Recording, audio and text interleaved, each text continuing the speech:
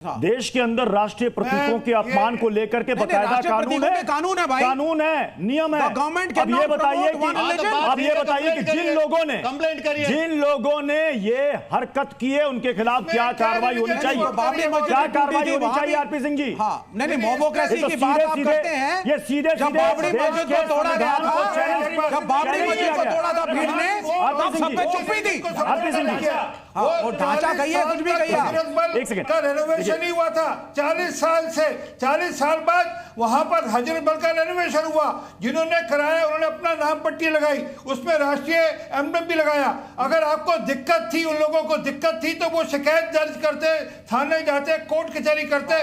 पत्थरबाजी करने का किसने अधिकार दिया? पत्थर से उसको तोड़ने का अधिकार किसने दिया? ये बताइए मेरे को। मुझे आपसे दिक्कत हो सकती है, लेकिन आरपी सिंह जी, कम से कम वक्फ बोर्ड पे भारत सरकार का एम्बलम है। वक्फ मुसलमानों की मिल्कियत नहीं है, जमीनें चोरी नहीं कर रही देश की। ये तो मान जाओ आज, ये तो मान जाओ गोल पोस्ट कि हर जगह वक्फ के साथ नेशनल एम्बलम है। कुछ तो हमें शर्म करनी चाहिए ना कि खड़े होकर के हम बोलते थे ये मुसलमान देश की जमीन खा जाएंगे। कौन खा रहा है जमीन? मैं कपिल कुमार का रुख कर रहा हूं। कपिल सर, अभी कह रहे हो लगा सकते हैं। कपिल सर, ये कौन सी मानसिकता है? नहीं लगाना चाहिए। ये कौन सी मानसिकता है जिसने इस तरह की हरकत करने के लिए प्रेरित किया वहां पर लोगों को? ये कौन सी मानसिकता है? ये वही मानसिकता है कपिल सर, जैसे बाबरी मस्जिद को तोड़ा गया था कपिल सर भेज करके। अगर ये गलत है तो वो भी गलत था, दोनों गलत है। कपिल सर बोलिए। कपिल सर करती है और विवेक शर्मा का उस पत्थर, मेरी आवाज आ रही है आपको? अरे यार ये सर बोले आप। मैं 4 मुद्दे उठाने जा रहा हूं और मैं किसी के बीच में बोला नहीं था, मेरे बीच में कोई ना। सबसे पहली मुझे बात एक बताइए कि जब यही कश्मीर में कुछ साल पहले तक पाकिस्तान का झंडा फहराया जाता था मस्जिद के ऊपर, तब इनमें से किसी को दिक्कत नहीं थी। इसी कश्मीर के अंदर अभी मस्जिदों में इन्होंने फिलिस्तीन का झंडा फहराया है, तब इनमें से किसी को दिक्कत नहीं थी। अब आइए दूसरी बात पे। ये 2 अलग मुद्दे हैं विवेक जी सर, कि एक वहां क्यों लगाया और किसने लगाया, वो एक मुद्दा है, जांच का विजय हो सकता है, ठीक है। लेकिन असली मुद्दा ये है कि राष्ट्र का एक प्रतीक, चाहे वो कहीं पे भी लगाया गया हो, जो उस प्रतीक को हथौड़े से तोड़ रहा है, उसकी मानसिकता क्या है मुझे बताइए। वो किस मानसिकता से चल रहा है, वहां पे काम कर रहा है पूरा लेकर के। और जहां तक आप ये तोड़, अच्छा अब एक तीसरी चीज बताइए मुझे, इसमें इस्लाम आ गया याद। और जब यही दरगाहें सूफियों के खिलाफ कठबुल्ले और कट्टरवादी मुसलमान पाकिस्तान में उनको मारते हैं, तब ये कोई नहीं आवाज उठाता कि ये इस्लाम के हैं। ये कब मानते हैं सूफीज्म को इस्लाम का? मुझे बताइए। इस्लाम में गाना बंद है, सूफी संगीत क्या है जवाब देंगे उसका? ये दोहरापन नहीं चलेगा, दोहरापन नहीं चलेगा। फैक्ट्स पे बात करें इसको लेकर के जी। और एक बड़ी सिंपल बात है, मैं ये समझ रहा हूं जो आप कह रहे हैं विवेक जी सर, कि मुझे लगता है कि जानबूझ के एक कश्मीर के अंदर जहां सब चीज अमन से चल रही है, वहां पे अभी भी पाकिस्तानी एजेंट मौजूद हैं, वहां पे अभी भी ऐसे लोग टेररिस्ट को समर्थक मौजूद हैं जो वहां पे नहीं चाहते कि किसी तरीका अमन हो। और कोई बड़ी बात नहीं कि ये वक्त के अंदर भी पाकिस्तानी एजेंट मैं फारूक इनकलाबी का रुख कर ले रहा हूं। नहीं, आपने दो यहाँ पर बहुत ही महत्वपूर्ण सवाल किए कपिल सर। आपने कहा कि ये लोग उस वक्त कहां थे जब इसी कश्मीर में पाकिस्तान का झंडा वहां पर फहराया जाता था। इसी कश्मीर के अंदर हमने देखा कि कुछ लोग वहां पर निकल आए फिलिस्तीन का झंडा लेकर।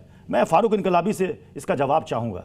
आप लोगों को इतनी प्रॉब्लम हो गई साहब राष्ट्रीय प्रतीक से? देखिए, क्या वहां पर किसी देवी देवता की तस्वीर लगाई गई?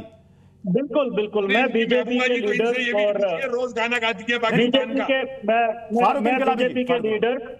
मैं बीजेपी के लीडर्स और जो दूसरे हमारे पैनलिस्ट हैं जो बात कर रहे हैं, मैं इनसे एक बात पूछना चाहूंगा कि जो नेशनल एम्बलम है, इसको हजरत बल जैसे मुकद्दस मकाम से जोड़कर सियासत करना जो है, मुझे लगता है कि ये इंतहाई अफसोसनाक है और गैर मुनासिब है। हजरत बल जो है वो न सिर्फ जम्मू कश्मीर बल्कि पूरे हिंदुस्तान के लिए एक रूहानी मजहबी मकाम है। इसे सियासी मकासद के लिए भारतीय जनता पार्टी इस्तेमाल कर रही है, नहीं करना चाहिए इनको।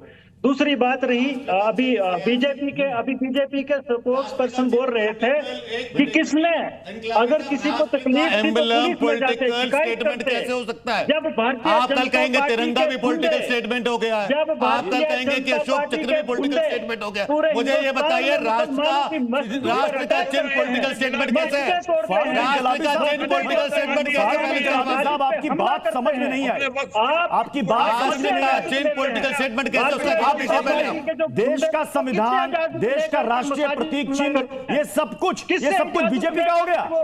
अशोक स्तंभ भारतीय ये सब जनता बीजेपी का हो गया, क्या पार्टी है? से पहले का है। सीधी सी बात अशोक है। स्तंभ भारतीय जनता पार्टी के अस्तित्व से पहले का है, वो भारतीय जनता पार्टी का प्रतीक कैसे हो गया? नहीं, इन्होंने एक बात कही, कैसे हो गया मुझे बताइए, एक सेकंड भी जानना चाहूंगा। मुदाखलत करने की कोशिश कर रही है। फारूक इनकलाबी जी, आपने कहा बहुत ही मुकद्दस जगह है, मुझे ये बताइए अगर वहां पर राष्ट्रीय प्रतीक चिन्ह वहां पर आ गया तो क्या उसकी पवित्रता खत्म हो गई? एक सेकंड, किसी क्यों आएगा भाई? क्या क्यों उसकी आएगा? पवित्रता खत्म हो गई? अरे आप राष्ट्रीय प्रतीक को हर जगह लगा दोगे क्या? एक सेकंड, उसके रूल देश के अंदर कई मंदिरों में वहां पर तिरंगा लगा रहता है, क्या उसकी पवित्रता खत्म हो जाती है साहब? आप कह रहे हैं दरगाह मुकद्दस जगह है, मतलब आप कहते हैं संविधान सबसे ऊपर, और उसी संविधान के अंतर्गत जो राष्ट्रीय चिन्ह है वो अगर वहां पर आ गया तो साहब ये बुत परस्ती हो गई। धार्मिक स्थलों पे नहीं होना चाहिए। अरे कहाँ लिखा है यार? मैं एक्ट खोल के बैठा हूं, मैं एक्ट खोल के सामने पब्लिक सेक्टर अंडरटेकिंग में नहीं अलाउड, वकीलों में नहीं अलाउड, मतलब धार्मिक पब्लिक सेक्टर सेक्टर में नहीं होता अलाउड। है, पढ़ो पब्लिक पहले सेक्टर धार्मिक स्थल होता है, मतलब खुद point It is not allowed. मैं आचार्य विक्रमादित्य जी आपके पास आ रहा हूं। नहीं, ये कह रहे हमारा मजहबी मामला है, ये हमारा मजहबी मामला है, हमारा दीनी मामला है, नहीं, हमारे ये मजहब के लिए जो धार्मिक स्थल है वहां पर आप इसका इस्तेमाल नहीं कर सकते। तो यानी मैं एक सवाल